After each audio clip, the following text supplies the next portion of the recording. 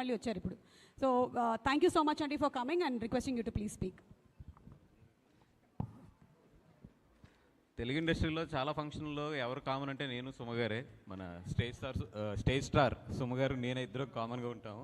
Sir she is like more than anybody in Telugu industry.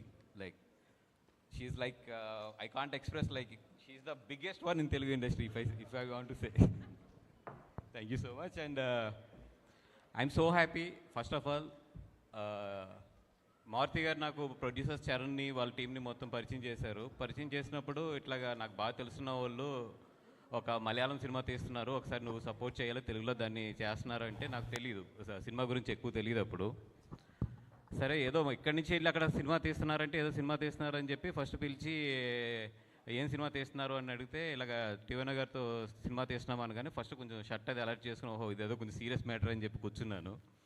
తర్వాత మొత్తం వాళ్ళు సినిమా గురించి ఎక్స్ప్లెయిన్ చేశాక తీసుకెళ్ళి నన్ను కొచ్చిన్లో సినిమా చూపించారు.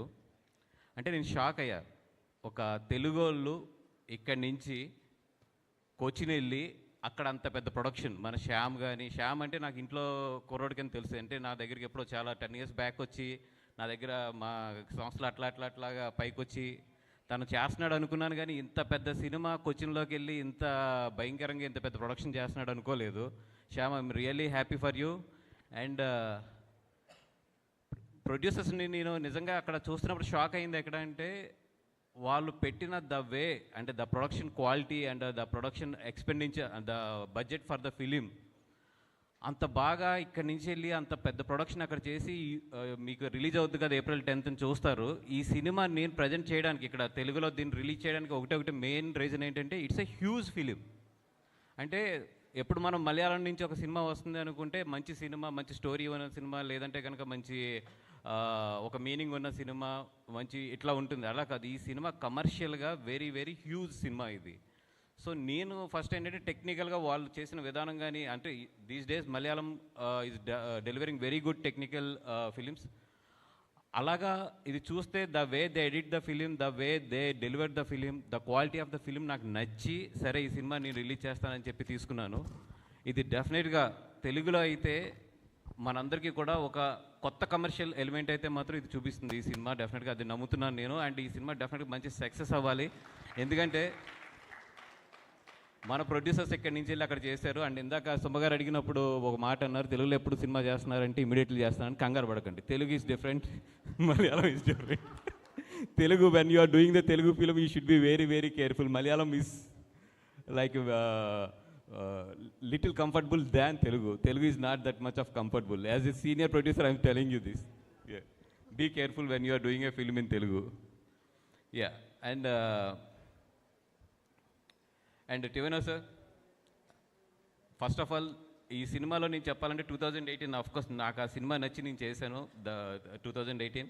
But when coming to this film, especially if I want to speak about the film, especially about you, is that first fight. The way